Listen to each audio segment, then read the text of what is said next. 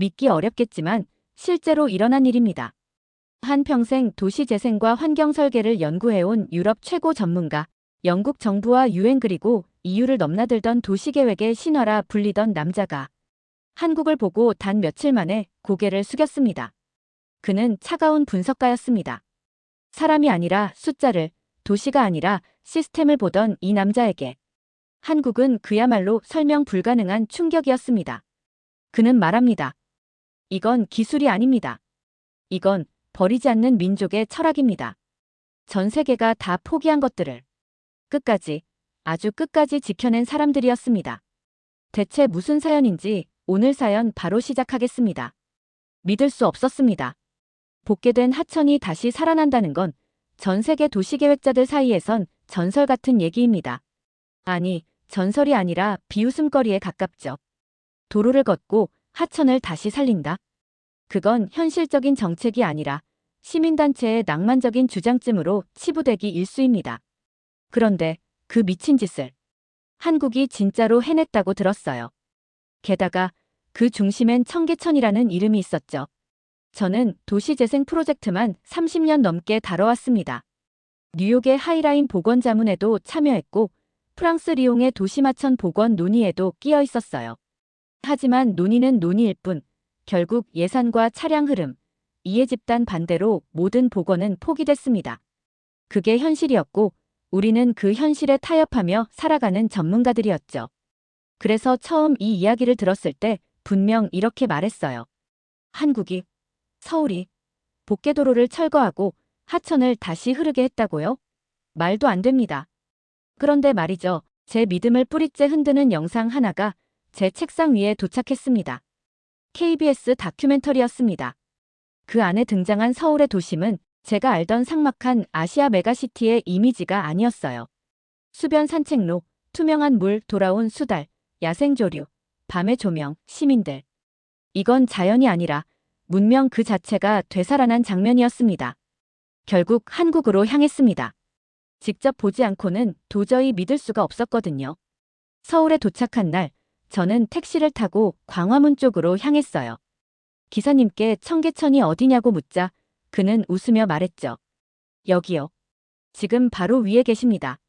저는 어리둥절한 얼굴로 창밖을 봤습니다.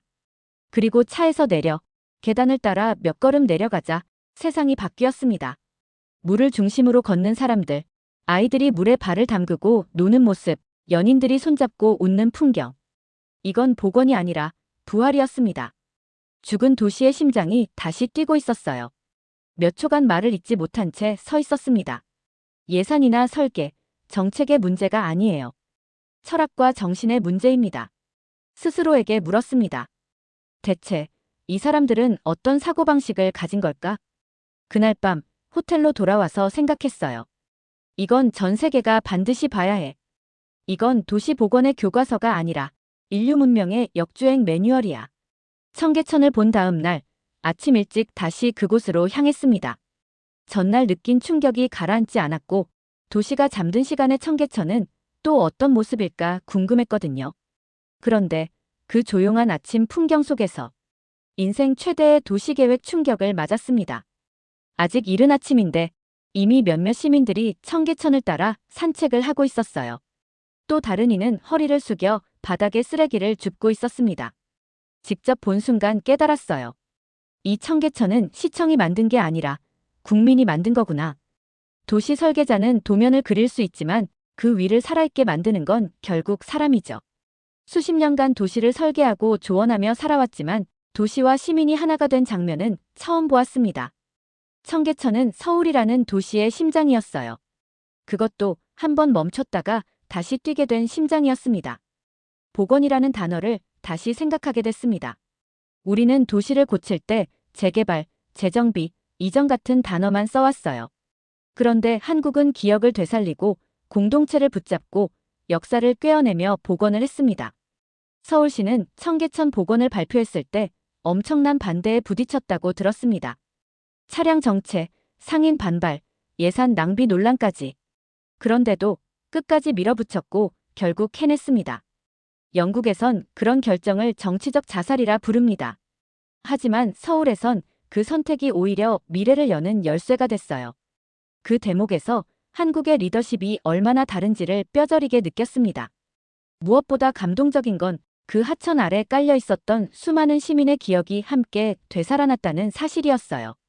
복원 과정에서 옛 사진을 찾고 청계천 인근에 살던 어르신들의 증언을 수집하고 돌다리 하나까지 원래 위치로 되돌리는 과정이 있었다고 들었죠. 프랑스 파리에서 생강은 정부의 손에만 달려 있습니다. 미국의 하천은 기업의 이윤 계산에 따라 재단됩니다. 그런데 한국에선 시민과 정부, 기술과 감성이 손을 맞잡고 함께 청계천을 부활시켰습니다. 이 나라가 과연 어디까지 갈 수 있을까? 수출입 데이터나 GDP만으론 설명할 수 없는 나라. 세계가 포기한 가치를 끝까지 붙들고 지켜낸 나라. 이 나라는 단지 도시를 만든 것이 아니라 나라의 심장을 다시 뛰게 한 것이었습니다. 청계천을 본 뒤 제 안에 이상한 열기가 생겼습니다. 도시 하나가 저 정도의 정신을 보여준다면 교통 시스템은 또 얼마나 다를까? 그 궁금증을 안고 서울역으로 향했어요. 서울역은 생각보다 훨씬 조용했습니다. 복잡하긴 했지만 소란스럽지 않았고 사람은 많았지만 질서가 무너진 느낌은 없었어요. 표를 끊으려는 순간 얼떨결에 자동 발권기를 이용하게 되었죠. 영어 안내가 기본 탑재되어 있고 좌석 선택도 쉽고 지연 여부도 실시간으로 확인됐습니다. 그 순간 머릿속을 스친 건 이건 유럽보다 낫다는 판단이었어요. 플랫폼으로 내려갔을 때 마침 KTX 열차가 들어오고 있었습니다. 먼지도 소음도 거의 느껴지지 않았고 무엇보다 승객들의 움직임이 정말 인상적이었어요. 줄을 서고 기다리고 말없이 탑승하는 그 장면. 국민성. 이 단어가 떠올랐습니다. 열차에 올라서자 좌석 간격이 넓고 전 좌석에 전원 콘센트와 와이파이가 있었으며 탑승한 지 1분도 안 되어 정시에 출발했어요. 그리고 정말 놀라운 건 그 열차가 딱 2시간 15분 만에 부산에 도착했다는 점이었습니다. 실로 혼란스러웠습니다. 철도란 본디 유럽의 자존심이었습니다. 영국의 대륙횡단 열차, 프랑스의 TGV, 독일의 IC. 그런데 지금 제가 타고 있는 이 KTX는 유럽의 그것보다 더 정확하고 더 빠르고 더 쾌적했어요. 유럽의 철도는 대부분 민영화되어 있습니다. 기차 요금은 천정부지로 치솟았고 파업은 매년 반복되고 정시 운행률은 점점 낮아지고 있어요. 그 와중에 한국은 철도를 지켰습니다. 서울에서 대구, 목포, 울산, 강릉까지 한 나라의 구석구석을 철도망으로 엮어낸 이 시도는 단순한 인프라 구축이 아니었습니다. 국토통합이자 국민 연결 그 자체였어요. 철도는 본래 가장 비효율적인 교통수단입니다. 비용은 많이 들고 수익은 낮고 유지관리도 어렵죠. 그래서 대부분의 나라는 버렸습니다. 그런데 한국은 끝까지 안 버렸습니다. 게다가 지하철과 고속철, 일반 철도를 한 시스템 안에 통합했고 수도권은 물론 지방 소도시까지 연결한 촘촘한 교통망을 구축했어요. 그건 정부 혼자서는 절대 할 수 없는 일이죠. 국민의 동의와 참여, 그리고 오랜 인내 없이는 불가능합니다. 조용히 생각했습니다. 이 나라 사람들은 시간을 줄이는 게 아니라 거리를 없애고 있군요. 물리적 거리, 심리적 거리, 정보의 거리. 모든 걸 연결하고 다가오게 만드는 교통 인프라. 그 중심엔 철도가 있었습니다. 돌아오는 길, 강원도의 작은 마을 기차역에 들렀어요. 하늘 아래 펼쳐진 산맥과 들판 사이로 작은 열차 하나가 서 있더군요. 그리고 그 옆 벤치에 앉은 어르신 한 분이 말씀하셨습니다. 이 열차 없었으면 병원도 못 가요. 고속열차만 위대한 게 아니었습니다. 작은 역 하나하나, 작은 마을의 숨결까지도 이 나라에선 지켜졌던 것이었습니다. 다음 날 부산역에 도착한 저는 잠시 커피를 마시고 있었어요. 그때 카페에서 만난 분이 제게 추천했습니다. 부산에 오셨으면 여기는 꼭 가보세요. 고개를 끄덕였고 곧바로 도착한 곳은 국제시장이라는 이름의 장소였습니다. 처음엔 큰 기대가 없었어요. 전통시장이라니 박제된 관광용 가판대겠지. 런던의 브릭레인도 그랬고 도쿄의 츠키지도 그랬고 미국의 파머스마켓은 거의 셀카 촬영소나 다름없었거든요. 그런데 국제시장에 발을 들이자 분위기가 전혀 달랐습니다. 시장 전체에 살아있는 체온이 느껴졌어요. 사람들이 어깨를 부딪히며 걷고 할머니 상인이 정겨운 손짓을 건네고 어느 가게에선 김이 모락모락 나는 순댓국 냄새가 났고 또 다른 가게에선 젊은 청년이 직접 만든 수제 액세서리를 팔고 있었습니다. 대형마트가 도시를 삼키고 온라인 쇼핑이 사람들을 고립시키는 시대에 이 시장은 여전히 사람과 사람을 연결하고 있었던 겁니다. 저는 평소 도시 구조를 숫자로 분석하던 사람입니다. 유동인구, 점포수, 회전율, 고객 체류 시간. 그런데 이곳에선 모든 계산이 무의미해졌어요. 청년 상인에게 말을 걸었습니다. 이 시장에서 장사하는 게 쉬우세요? 그는 웃으며 대답했죠. 당연히 어렵죠. 그런데요, 여기서 버티면 저도 시장도 같이 살아나거든요. 이야기를 나누다 보니 이 시장이 단순한 장터가 아니라는 걸 알게 됐어요. 전쟁 이후 피난민들이 맨손으로 세운 자리였고 그 기억을 후손들이 지키고 있었던 거예요. 역사와 생계, 청춘과 추억이 전부 뒤엉킨 공간이 바로 여기였습니다. 서울로 돌아와 저는 또 다른 시장, 광장시장을 찾았습니다. 그곳 역시 마찬가지였어요. 어르신들과 청년이 함께 가게를 지키고 있었고 골목마다 국수 냄새와 파전 부침 소리가 섞여 하나의 거대한 심장처럼 두근두근 뛰고 있었죠. 유럽에선 이런 시장이 거의 사라졌습니다. 후계자가 없고 수익이 낮고 노후화됐다는 이유로 도시에서 밀려나고 결국 문을 닫게 되죠. 하지만 한국은 그 모든 논리를 뒤집었습니다.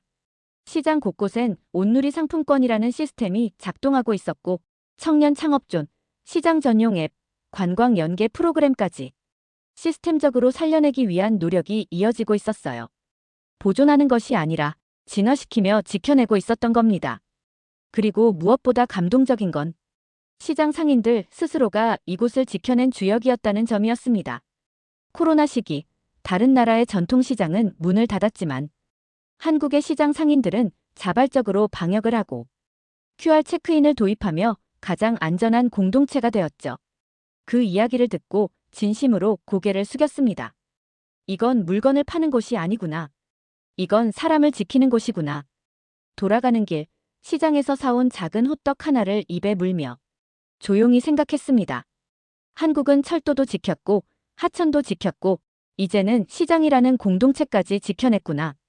버릴 수 있었지만 버리지 않았고 잊을 수 있었지만 기억했고 무너질 수 있었지만 붙들었습니다. 저는 도시계획자였습니다.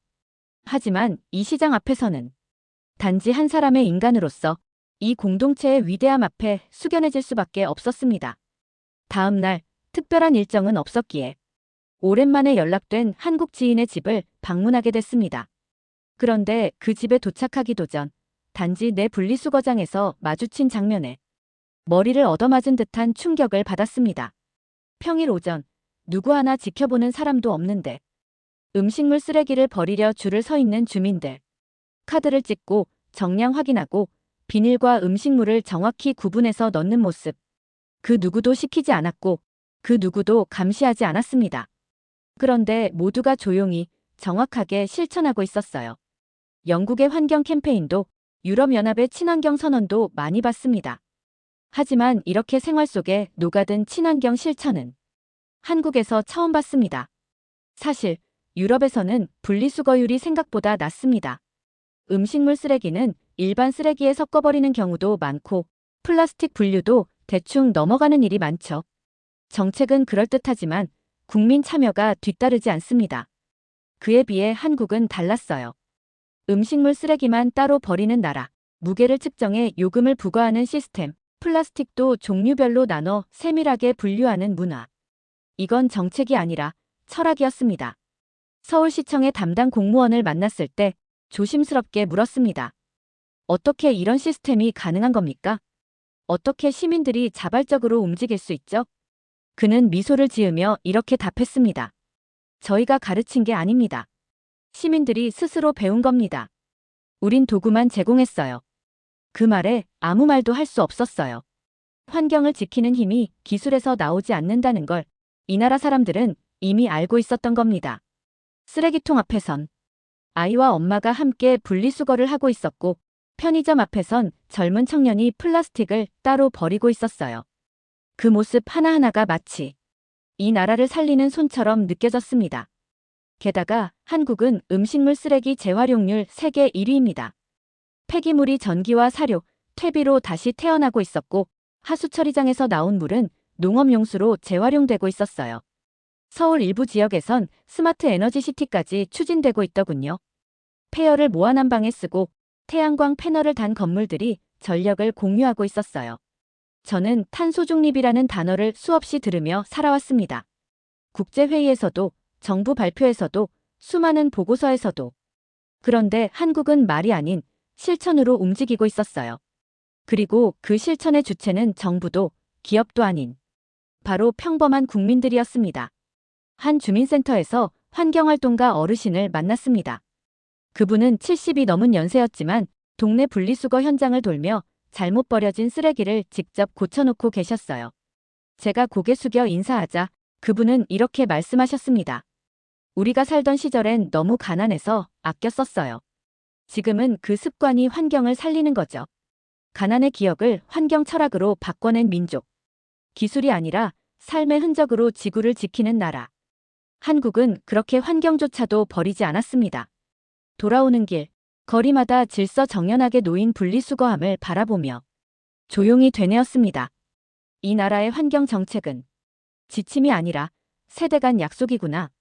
그리고 그 약속을 한 번도 저버리지 않은 민족이 여기에 있었습니다. 서울의 친환경 시스템에 감동한 다음 날 도심 재생의 현장을 좀 더 직접적으로 보고 싶었어요. 그래서 누군가의 추천으로 성수동을 찾았습니다. 한때 낙후된 공장 지대였던 그곳이 요즘은 서울의 브루클린이라 불린다는 말에 반신반의하며 걸음을 옮겼죠. 그런데 도착하자마자 제 두 눈을 의심할 수밖에 없었습니다. 낡은 공장 건물들이 철거되지 않고 그대로 보존되어 있었고 그 안에는 갤러리, 카페, 공방, 청년 창업 공간들이 자연스럽게 녹아들어 있었어요. 벽에는 용접 자국이 남아있고 천장엔 녹슨 철골이 그대로 드러나 있었는데 그 모습이 어찌나 멋있고 살아있던지 도시의 시간 자체가 보이는 느낌이었습니다. 보통 이런 공간은 부수고 새로 짓는 게 정답입니다. 유럽도, 미국도, 일본도 그랬어요. 하지만 한국은 부수는 대신 껴안았고 없애는 대신 살려냈습니다. 청계천도 그랬고 철도도 그랬고 시장도 그랬죠. 이 나라는 이상하리 많지 쉽게 버리지 않습니다. 성수동의 한 공방 주인을 만났을 때 저는 물었어요. 이런 건물에 새로 들어올 생각 무섭지 않으셨어요? 그는 웃으며 말했습니다. 오히려 이런 데서 시작하고 싶었죠. 낡았지만 진짜가 남아있으니까요. 이 도시는 낡은 것을 미워하지 않습니다. 오히려 존중하고 함께 살아가려 하죠. 이어서 익선동, 을지로, 서촌, 부산 영도까지 사람들이 몰려간다는 소위 핫플 지역들을 차례로 둘러봤어요. 그곳들은 과거와 현재가 공존하는 시간의 입체 구조였고 버려졌던 공간들이 공동체의 손에 의해 다시 살아난 장면들이었습니다. 익선동의 좁은 골목에선 할머니가 파는 수제 부침개 옆에 젊은 셰프가 운영하는 레스토랑이 있었고 을지로의 오래된 골목 안에 디자이너의 작업실과 레코드 가게가 숨어 있었죠. 그 장면 하나하나가 말해주고 있었어요. 한국은 도시를 파괴하지 않고 재해석한다. 재건축과 철거로만 도시를 바꾸려 했던 제 가치관이 완전히 무너지는 순간이었습니다. 도시재생센터에서 일하는 젊은 기획자와 대화하면서 더 깊은 감동을 느꼈어요. 그는 이런 말을 하더군요. 도시는 사람을 담는 그릇이에요. 그 그릇을 깰 게 아니라 다시 빛나게 닦아야죠. 유럽의 도시들이 유산을 전시로 보존했다면 한국은 그것을 생활로 이어가고 있었어요. 그리고 그 중심에는 항상 사람과 공동체가 있었습니다. 도심 재생이라는 말이 이 나라에선 과거를 박제하는 일이 아니라 과거와 함께 미래를 만드는 일이었습니다. 그건 도시가 할 수 있는 최고의 방식이자 한 나라가 자신을 기억하는 방식이기도 했습니다. 한국을 다니며 정말 많은 걸 봤습니다. 하천을 되살리고 철도를 지키고 시장을 이어가고 환경을 실천하고 도시를 재생하고 처음엔 이 모든 것이 기적처럼 느껴졌어요. 그런데 어느 순간 깨달았습니다. 이건 기적이 아니라 의지였습니다. 우리는 흔히 기적이라는 단어로 무엇인가 도저히 설명되지 않을 때 감탄하곤 하죠.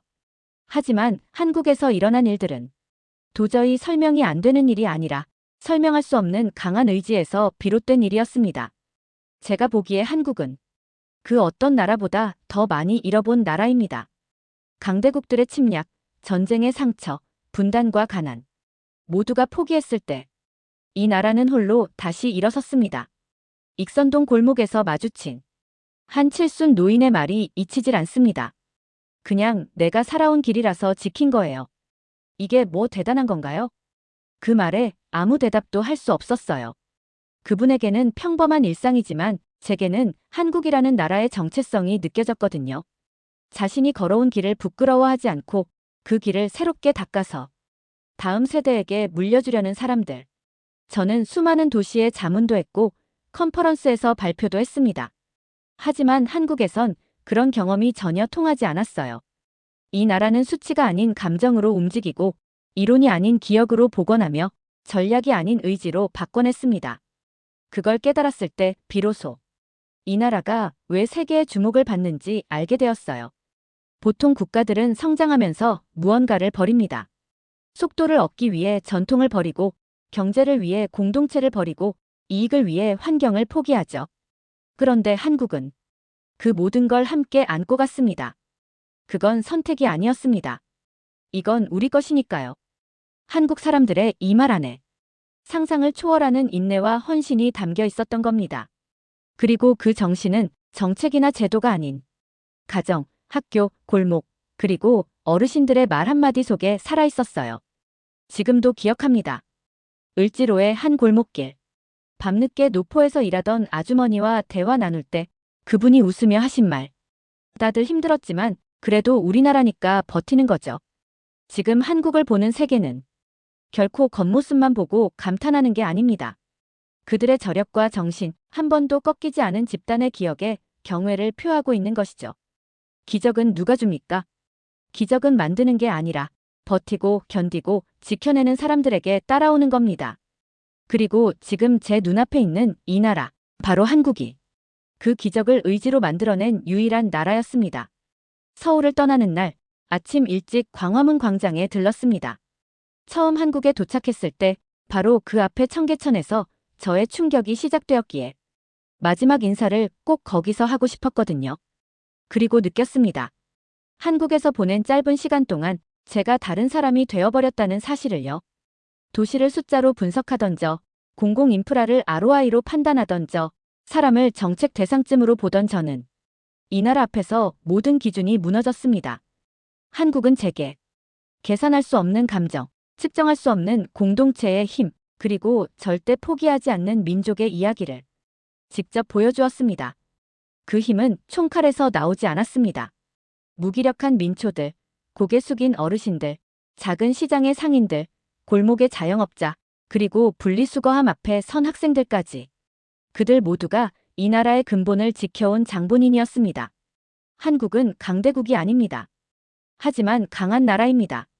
그 힘은 경제 규모에서 오는 것이 아니었어요. 그들은 전쟁 이후 무너진 폐허 속에서 이웃의 손을 붙잡고 아이의 밥그릇을 덜어내고 지하철 노선 하나를 몇십 년에 걸쳐 연결해냈습니다. 그 과정에서 단 한 번도 이건 쓸모없다고 쉽게 버리지 않았던 것, 그게 한국의 진짜 강함이었습니다. 기록조차 남기지 못한 공동체의 기억을 시장 골목과 하천의 물결 속에서 다시 불러낸 그 민족의 손길은 어쩌면 세계 그 어떤 기술보다 위대했습니다. 제가 한국에 오기 전까지만 해도 도시재생이란 단어는 정책 문서 속 한 줄에 불과했어요. 하지만 지금 저는 그 단어 앞에 고개를 숙이게 됩니다. 서울의 밤거리, 부산의 바닷가, 전주의 시장, 성수의 골목, 한강의 흐름, 그리고 사람들의 숨결까지. 이 모든 것들이 이제 제 기억 안에서 풍경이 아니라 증언이 되어 남게 되었습니다. 그래서 결심했습니다. 더 이상 저는 외부에서 조언만 하는 분석가가 아닙니다. 국제회의에서 한국을 평가하는 패널도 아닙니다. 이제부터 이 나라가 해낸 것들을 직접 증언하는 사람, 이 민족이 어떻게 끝까지 지켜냈는지를 말하는 사람이 되기로 했습니다. 그건 누가 시킨 일도 아니고 의무도 아닙니다. 그저 너무 감동받았기 때문입니다. 돌아가는 비행기 안에서 기내 모니터에 떠 있는 지도가 서울에서 점점 멀어질 때 조용히 생각했습니다. 한국을 본 게 아니다. 나는 국가라는 게 무엇인지를 본 것이다. 그리고 그 순간 한국이 전 세계가 포기한 걸 지켜냈다는 사실은 더 이상 기사거리도 정책 사례도 아니게 되었죠. 이제는 제 인생에서 절대 잊지 못할 진실이 되었습니다. 두 번째 사연 시작합니다. 도저히 말도 안 되는 일이 벌어졌습니다. 홍콩은 한때 아시아 금융의 심장이었습니다. 전 세계 투자자들이 몰려들었고 글로벌 기업들은 홍콩을 거점으로 삼았습니다. 누구도 의심하지 않았습니다. 홍콩은 영원할 것이라고. 하지만 그 믿음은 산산조각 났습니다. 자유롭던 홍콩은 사라졌고 그 자리를 중국의 검은 그림자가 덮었습니다. 기업들은 떠났고 금융 중심지는 무너졌습니다. 거리에는 침묵만이 남았습니다. 과거엔 반짝이던 도시가 이제는 공포와 억압 속에 갇혔습니다. 홍콩은 더 이상 세계적인 금융 허브가 아닙니다. 그저 중국의 또 다른 도시일 뿐입니다. 그러나 모든 사람이 이 운명을 받아들인 것은 아닙니다. 어떤 이는 포기하지 않았습니다. 어떤 이는 새로운 기회를 찾아 나섰습니다. 그리고 그 기회를 찾아낸 곳이 바로 한국이었습니다. 이 이야기는 홍콩의 몰락을 지켜보며 그 속에서 빠져나와 한국에서 새로운 미래를 찾은 한 금융맨이 있습니다. 그는 말합니다. 나는 이제야 진짜 자유를 찾았다. 대체 무슨 사연인지 오늘 사연 바로 시작하겠습니다. 저는 라이언 청. 홍콩에서 금융업에 몸담은 지 13년이 넘었어요. 한때 저는 홍콩이야말로 아시아 금융의 중심이라고 굳게 믿었죠. 누가 뭐래도 홍콩은 자유로운 자본시장과 강력한 법치주의를 기반으로 전 세계 금융업계를 이끄는 곳이었어요. 하지만 지금 홍콩은 예전과 달라졌어요. 아니, 솔직히 말하면 망가졌습니다. 몇 년 전만 해도 저는 홍콩의 초고층 빌딩 사이를 거닐며 자신감에 차 있었어요. 해외 투자자들을 만나며 각국의 자본이 홍콩으로 몰려오는 걸 보고 있으면 마치 세상의 중심에 서 있는 기분이었죠. 그런데 2019년을 기점으로 모든 것이 서서히 무너져 내리기 시작했어요. 처음에는 단순한 시위라고 생각했어요. 홍콩은 늘 시끄러운 곳이었으니까요. 하지만 이번에는 달랐어요. 국가보안법이 시행된 후 도시는 점점 숨이 막혀갔습니다. 자유롭게 의견을 나누던 동료들은 점점 말을 아꼈고 거리에서는 더 이상 민주화를 외치는 소리가 들리지 않았어요. 대신 저녁 뉴스에서는 안정적인 홍콩을 위한 필수적인 조치라는 식의 정부 발표만 흘러나왔어요. 그때부터였어요. 익숙했던 도시가 낯설게 느껴지기 시작한 게 제 친구 중 한 명인 케빈도 달라졌어요. 원래는 자유로운 성격의 농담도 잘하던 친구였는데 어느 날부터 회사에서 정부 정책을 비판하는 이야기를 전혀 하지 않았어요. 오히려 저에게 귓속말로 말했죠. 라이언, 요즘은 조심해야 해. 회사에서도 누가 뭘 듣고 있는지 몰라. 그 말을 듣고 웃어넘겼지만 속으로는 알았어요. 이건 단순한 불안감이 아니라 현실이라는 걸요. 실제로 회사 내에서도 분위기가 확 달라졌어요. 글로벌 금융사들이 점점 홍콩을 떠나기 시작했습니다. 홍콩이 더 이상 안전한 투자처가 아니게 된 거예요. 정부가 언제든지 기업과 개인의 자산을 통제할 수 있다는 불안감이 커졌어요. 국제 금융사들이 싱가포르로, 두바이로 본사를 옮기는 걸 지켜보면서도 저는 버티려고 했습니다. 제 삶의 대부분이 홍콩에서 이루어졌으니까요. 하지만 결국 결정적인 사건이 터지고 말았죠. 제가 다니던 회사는 중견 금융 투자사였습니다. 크지는 않았지만 홍콩의 안정적인 금융 환경을 기반으로 꾸준한 성장을 이루어왔어요. 그러나 최근 몇 년 사이 상황이 급변했습니다. 회사 내부에서 떠도는 이야기들이 있었습니다. 자금 흐름이 막혔대. 해외 투자자들이 계속 빠져나가고 있어. 처음엔 소문이라 생각했어요. 하지만 불길한 예감은 현실이 되었습니다. 어느 날 회사에서 긴급 회의가 열렸습니다. CEO가 직접 참석한 자리였어요. 그는 침묵을 길게 유지하다가 무겁게 입을 열었습니다. 우리 회사가 파산 위기에 처했습니다. 회의실은 싸늘한 침묵에 휩싸였습니다. 누군가는 놀란 듯 한숨을 내쉬었고 누군가는 얼굴을 감쌌습니다. 홍콩의 정치적 불안정성이 계속되면서 주요 투자자들이 모두 철수하고 있습니다. 기존의 금융 네트워크가 무너지고 있어요. 더 이상 이곳에서 사업을 지속하기 어렵습니다. 이건 회사의 문제가 아니었습니다. 홍콩 전체가 무너지고 있었습니다. 그날 이후 회사 내부 분위기는 급격하게 변했습니다. 직원들은 하나둘씩 이직을 고려하기 시작했어요. 단순한 직장 이동이 아니라 홍콩을 떠나 해외에서 새로운 기회를 찾으려는 사람들이 많아졌습니다. 싱가포르 쪽에서 사람을 찾고 있대. 한국도 요즘 금융시장을 키운다던데 알아봐야겠어. 평소 냉정한 동료들도 불안해 보였습니다. 누구도 홍콩이 이렇게 빨리 무너질 거라고 예상하지 못했어요. 저도 마찬가지였습니다. 회사를 떠나야 할지 아니면 다른 선택지를 찾아야 할지 고민했습니다. 그런데 놀랍게도 많은 동료들이 싱가포르뿐만 아니라 한국을 새로운 기회로 보고 있었습니다. 싱가포르는 오래전부터 홍콩과 금융 중심지 자리를 놓고 경쟁해온 곳이었습니다. 기업 환경이 안정적이고 글로벌 투자자들이 많았어요. 자연스럽게 많은 금융인들이 싱가포르를 선택했습니다.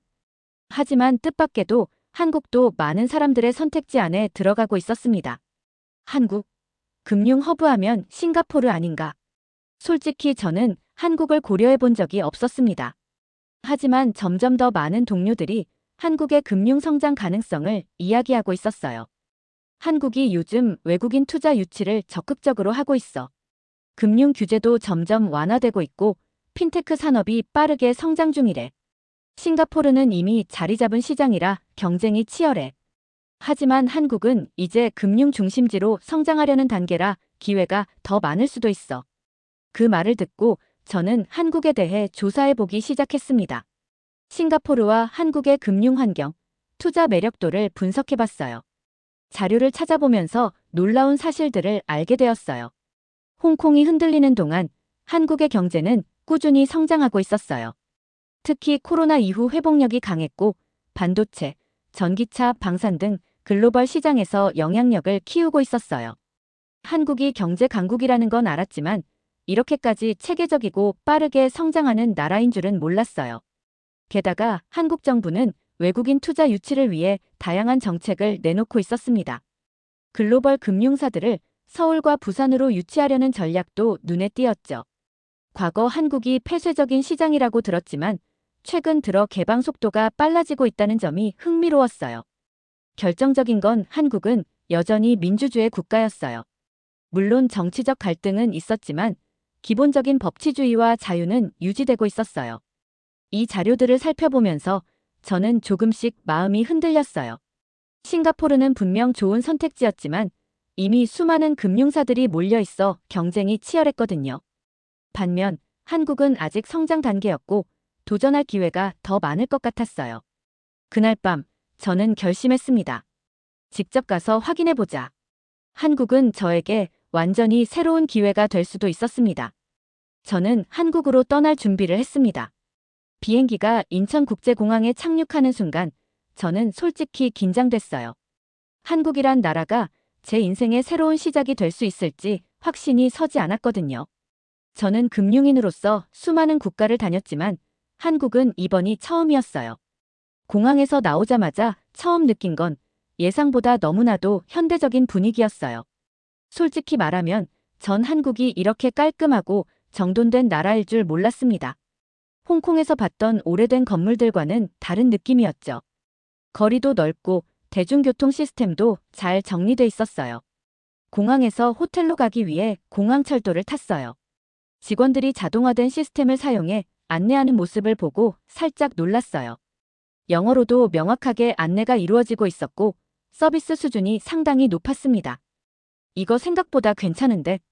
하지만 저는 아직 의심을 거두지 않았어요. 한 나라의 진짜 모습을 알기 위해선 도심을 직접 경험해봐야 하니까요. 호텔에 짐을 맡기고 저는 곧장 서울 도심으로 향했어요. 먼저 찾아간 곳은 여의도 금융가. 홍콩의 센트럴과 비교해보려는 의도였어요. 솔직히 말하면 홍콩보다 부족한 모습이 보일 거라 예상했습니다. 하지만 막상 여의도에 도착해보니 전혀 달랐어요. 건물들은 최신식이었고 거리에는 글로벌 금융사들의 간판이 줄지어 있었어요. 무엇보다도 놀랐던 건 분위기였어요. 홍콩의 금융가는 요즘 너무 조용해요. 대기업들이 떠나고 투자자들도 줄어들었으니까요. 하지만 여의도는 활기가 넘쳤어요. 스타벅스에서 커피를 마시며 주변을 둘러봤습니다. 사람들은 바쁘게 움직이고 있었고 스타트업과 글로벌 금융사 관계자들이 활발하게 대화를 나누고 있었어요. 한국 금융시장에 대한 토론이 여기저기서 이루어지고 있더라고요. 저는 한국 금융업계 사람들을 만나기 위해 미리 잡아둔 미팅에 참석했어요. 한국의 투자회사에서 일하는 한 매니저를 만나 이야기를 나눴습니다. 홍콩에서는 싱가포르가 아시아 금융의 중심이 될 거라고 생각하는 분위기예요. 그런데 한국에 와보니 꽤 경쟁력이 있어 보이네요. 제 말에 매니저가 답했습니다. 사실 한국은 홍콩과 싱가포르와 다른 방식으로 금융산업을 키우고 있어요. 특히 핀테크, 디지털 금융, 블록체인 기술 같은 분야에서 빠르게 성장 중이에요. 그때 저는 또 한 번 놀랐어요. 한국이 전통적인 금융 중심지가 아닐 거라 생각했는데 오히려 기술 중심의 금융 혁신이 활발하게 이루어지고 있다는 사실을 알게 되었죠. 해외 금융사들도 한국을 주목하고 있나요? 많은 투자자들이 한국도 많이 고려하고 있어요. 한국은 아직 성장 단계라 기회가 많죠. 그 말을 듣고 저는 깨달았어요. 한국은 새로운 기회의 땅이었어요. 그 후로 몇몇 외국계 금융사들을 찾아가 직접 이야기를 들어봤습니다. 한국이 아직 금융 허브로 완전히 자리 잡지는 않았지만 정부가 적극적으로 글로벌 기업을 유치하려고 정책을 내놓고 있다는 점이 인상적이었어요. 그 순간 저는 확신했어요. 한국은 앞으로 아시아에서 가장 빠르게 성장할 시장이라는 걸요. 일정이 끝나고 호텔로 돌아가는 길, 저는 처음으로 여유를 느꼈어요. 거리에는 여전히 사람들이 가득했고 늦은 밤까지도 도시는 활기찼어요. 홍콩에서는 이런 자유로운 분위기가 점점 사라지고 있는데 여긴 다르네. 저는 그날 밤 창밖의 서울 야경을 보며 생각했어요. 내가 정말 한국에서 새로운 시작을 할 수 있을까? 아직 완전히 확신이 든 건 아니었거든요. 하지만 한 가지는 분명했어요. 한국은 내 예상보다 훨씬 더 가능성이 있는 나라라는 것. 서울에 도착한 지 며칠이 지났습니다. 처음에는 호기심으로 이곳을 둘러봤지만 시간이 흐를수록 저의 시선은 점점 날카로워졌어요. 저는 여행자가 아니었습니다. 금융업에 종사하는 사람으로서 이곳이 제 커리어의 새로운 기회가 될 수 있는지를 분석해야 했어요. 홍콩과 한국의 가장 큰 차이는 경제 환경과 정부의 태도였어요. 한국에서는 기업들이 자유롭게 사업을 확장하는 분위기가 강했어요. 한국에서 만난 기업인들과 금융 전문가들은 한결같이 비슷한 이야기를 했습니다. 한국은 지금 외국 자본을 적극적으로 유치하려는 중입니다. 금융시장을 개방하고 해외 기업들이 들어올 수 있도록 지원도 강화하고 있죠. 저는 속으로 생각했어요. 홍콩에서는 기업들이 떠나고 있는데 한국은 오히려 기업을 끌어들이고 있네. 실제로 데이터를 살펴보니 한국의 외국인 직접 투자 유입 규모가 점점 증가하고 있었습니다. 반면 홍콩에서는 점점 자본이 빠져나가고 있었어요. 저는 한국의 금융 시스템이 정말 투자자 친화적인지 직접 확인하고 싶었어요. 그래서 한국의 한 증권사와 투자회사 관계자들을 만나보기로 했습니다. 한국 시장에 대한 외국 투자자들의 반응은 어떤가요? 점점 긍정적인 반응을 보이고 있습니다. 홍콩이 정치적으로 불안해지면서 한국이 대안으로 떠오르고 있어요. 여기서 중요한 점이 있었어요. 한국은 대체지가 아니라 새로운 기회의 시장이라는 점이었어요. 특히 한국 정부가 외국 기업들에게 세제 혜택을 제공하고 핀테크와 블록체인 같은 신산업을 적극적으로 지원하고 있다는 사실이 흥미로웠습니다. 홍콩에서는 중국 정부의 개입이 점점 심해지면서 자유시장이 무너지고 있어요. 하지만 한국에서는 오히려 기업들이 새로운 혁신을 시도할 수 있도록 환경을 조성하고 있었어요. 그날 저녁, 저는 서울 강남의 한 카페에서 동료와 만나 이야기를 나눴어요. 그는 저보다 먼저 한국에서 정착한 홍콩 출신 금융인이었어요. 한국에 온 지 벌써 1년이 넘었지. 처음에는 나도 반신반의했어. 하지만 지금은 확신이 들어. 여긴 기회가 많아. 한국은 금융 중심지가 아니라고들 하지만 그게 오히려 장점이야. 이제 막 성장하는 시장이라 우리가 더 큰 기회를 잡을 수 있어. 그의 말이 설득력 있게 들렸어요. 홍콩과 한국을 비교할 때 가장 크게 와닿았던 건 바로 자유였습니다. 홍콩에서는 점점 더 많은 법과 규제가 생기면서 기업들이 위축되고 있었어요. 반면 한국에서는 여전히 기업들이 자유롭게 사업을 확장하고 있었어요. 한국이 가진 가장 큰 강점은 뭔가요? 저는 한 한국인 금융 컨설턴트에게 물었습니다. 안정성과 기술력입니다. 금융만 놓고 보면 싱가포르보다 부족할 수 있어요. 하지만 한국은 금융뿐만 아니라 제조업, IT, 바이오, 방산까지 모든 산업이 강하죠. 금융은 결국 산업과 연결되는데 한국은 강한 산업 기반을 가지고 있습니다. 그 말을 듣고 저는 깨달았어요. 홍콩이 금융 중심지였던 이유는 자유로운 시장과 신뢰할 수 있는 법체계 때문이었어요. 하지만 그 두 가지를 잃어버린 지금 홍콩의 금융 허브 지위도 점점 흔들리고 있었어요. 한국은 금융만으로 승부를 보지 않았어요. 기술, 산업, 혁신을 결합한 새로운 방식으로 시장을 만들어가고 있었어요. 며칠 동안 저는 서울을 돌아다니며 한국의 경제 시스템을 분석하고 사람들을 만났습니다. 그리고 확신이 들었어요. 여기라면 해볼 만하다. 시간이 길어질수록 저는 한국이 경제적 기회만 있는 나라가 아니라는 사실을 깨닫게 되었습니다. 홍콩에서 점점 숨이 막히던 저에게 한국의 생활 환경은 충격적일 정도로 편리하고 여유로웠어요. 홍콩에서 살 때는 주거 문제 때문에 스트레스를 많이 받았어요. 저는 금융업에 종사하면서 꽤 괜찮은 연봉을 받고 있었지만 그럼에도 불구하고 제대로 된 집을 구하는 건 어려운 일이었어요. 홍콩에서 중산층이 살 수 있는 집은 대부분 좁고 비싸고 낡았어요. 고층 아파트에 살아도 실내는 좁디 좁은 원룸 크기였고 심지어 철창방 같은 극단적인 주거 형태까지 존재했어요. 반면 한국에서 처음 방문한 아파트를 보고 저는 할 말을 잃었습니다. 이게 일반적인 아파트라고요? 서울에서 만난 지인의 집을 방문했는데 공간이 널찍하고 깔끔했어요. 게다가 아파트 단지 내에 체육시설, 공원, 놀이터, 심지어 도서관까지 갖춰져 있었습니다. 여기서는 평범한 아파트 단지예요. 요즘 신축 아파트들은 더 좋아요. 한국에서 아파트를 구할 경우 전세라는 독특한 제도를 활용하면 목돈을 맡겨 월세 부담 없이 거주할 수도 있다고 했어요. 거기다 서울의 아파트 가격이 홍콩에 비하면 절반도 안 됐어요. 이 정도 가격이면 내가 한국에서 살 집을 마련하는 것도 가능하겠는데 그때부터 저는 한국에서 장기적으로 거주하는 것도 진지하게 고려하기 시작했어요. 심지어 교통비, 외식비, 생활비 모든 것이 홍콩보다 저렴했습니다. 홍콩에서 생활하면서 가장 힘들었던 것 중 하나는 바로 생활비였어요.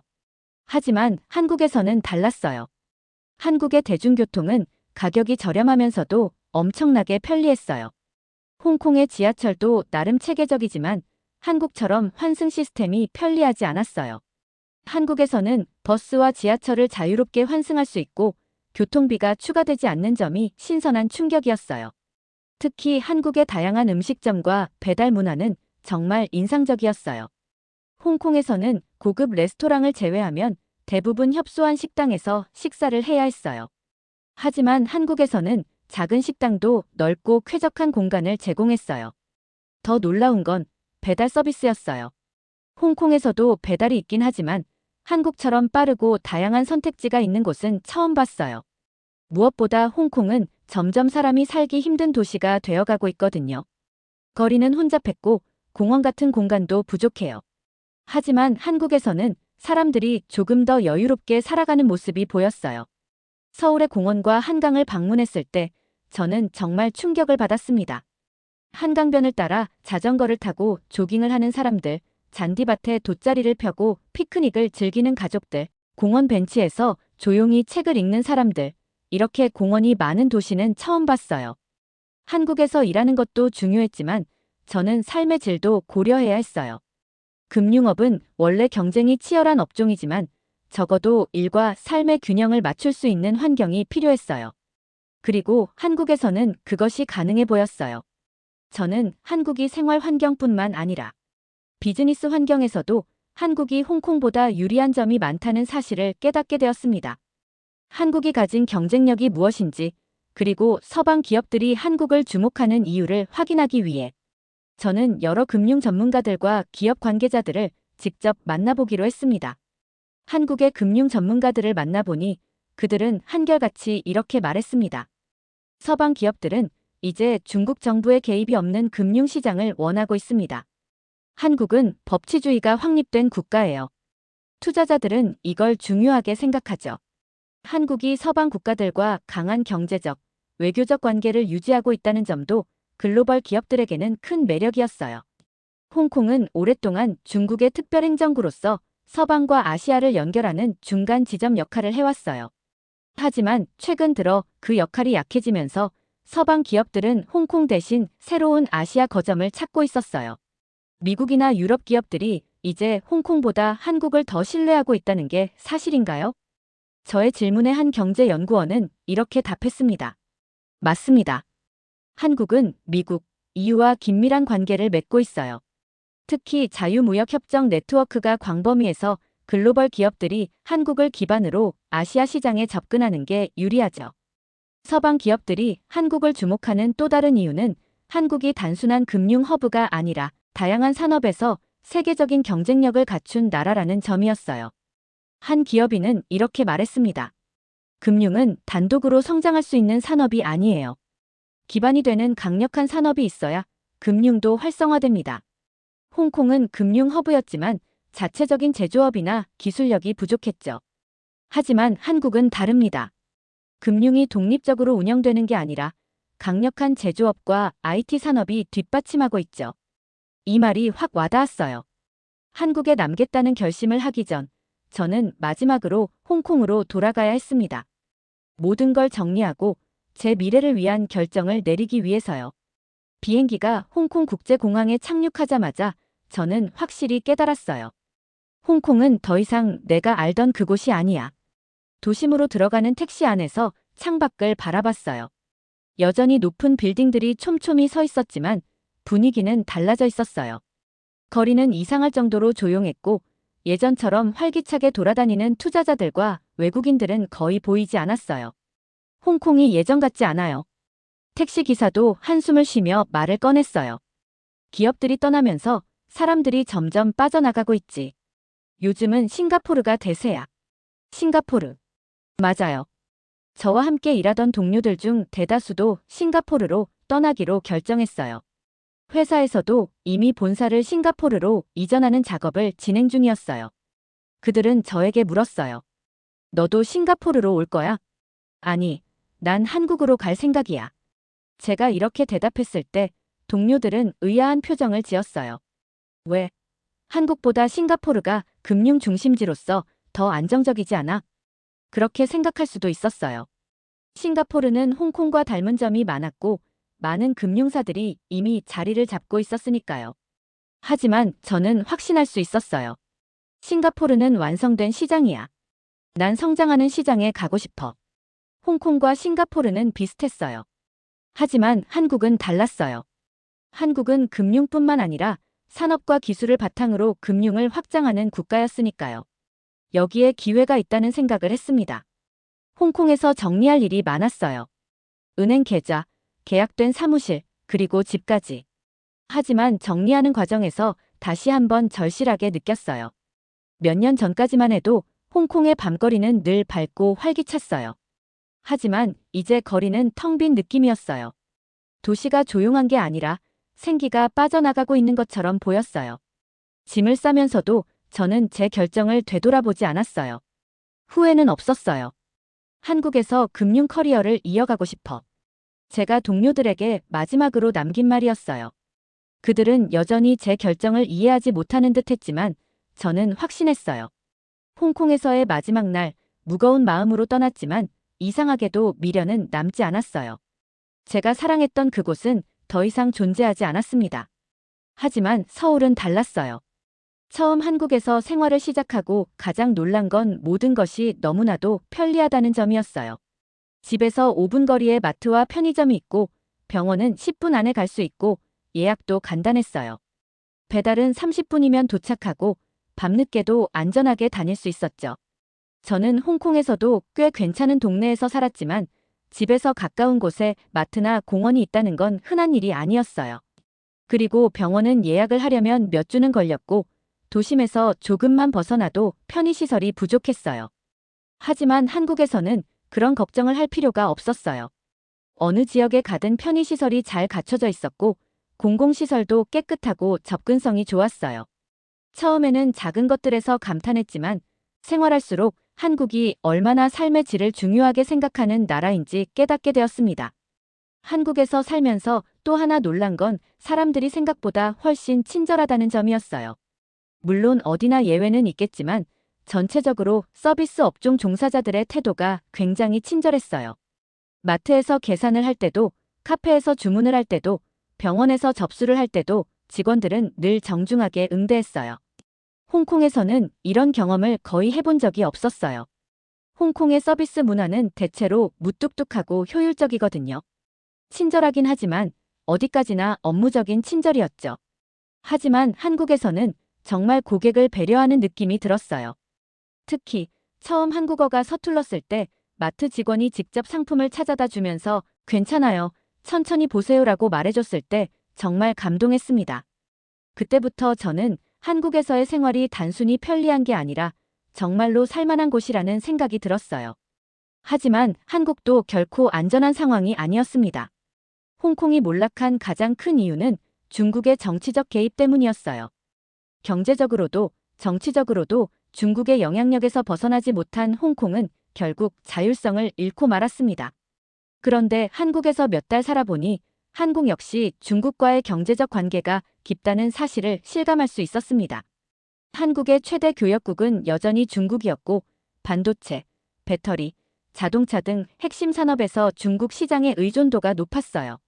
만약 중국이 경제적 압박을 가한다면 한국 역시 심각한 타격을 받을 수 있겠죠. 저는 홍콩이 무너지는 과정을 직접 목격했습니다.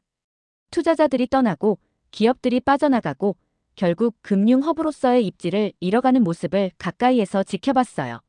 그때 많은 사람들이 이렇게 말했습니다. 설마 홍콩이 그렇게까지 무너질까? 그러나 현실은 우리가 예상한 것보다 훨씬 빠르게 그리고 가차없이 변했습니다. 한국도 같은 길을 걷지 않으리라는 보장은 없습니다. 만약 한국이 중국에 경제적으로 더 의존하게 된다면, 만약 중국의 압박을 제대로 견디지 못한다면 홍콩이 걸어온 길이 곧 한국의 미래가 될 수도 있다는 생각이 들었습니다. 저는 금융업에 종사하는 사람으로서 시장이 흔들릴 때 어떤 일이 벌어지는지 누구보다 잘 알고 있습니다. 기업들이 떠나기 시작하면 그 흐름은 절대 되돌릴 수 없습니다. 신뢰를 잃은 시장은 다시는 예전으로 돌아가지 않아요. 그래서 한국은 반드시 대비해야 합니다. 자유를 지키고 경제적 독립성을 유지하며 지속적인 성장을 이루어야 합니다. 한번 무너진 시장은 다시 회복하기 어렵습니다. 그리고 홍콩처럼 한순간에 모든 것이 바뀌는 날이 올 수도 있습니다. 이제 저는 한국에서 새로운 인생을 시작했습니다. 앞으로 어떤 길이 펼쳐질지는 모르겠어요. 하지만 한 가지는 확실합니다. 저는 홍콩에서 자유를 잃었고 한국에서 다시 찾았습니다. 그러나 한국이 이 자유를 지키지 못한다면 저 같은 사람들은 다시 떠날 수밖에 없을 것입니다. 저는 이곳에서 진정한 미래를 꿈꾸고 싶습니다. 오늘 사연이 재미있으셨다면 구독과 좋아요, 알림 설정까지 부탁드립니다. 더 재미있는 사연으로 돌아오겠습니다. 이상 감동탐험이었습니다.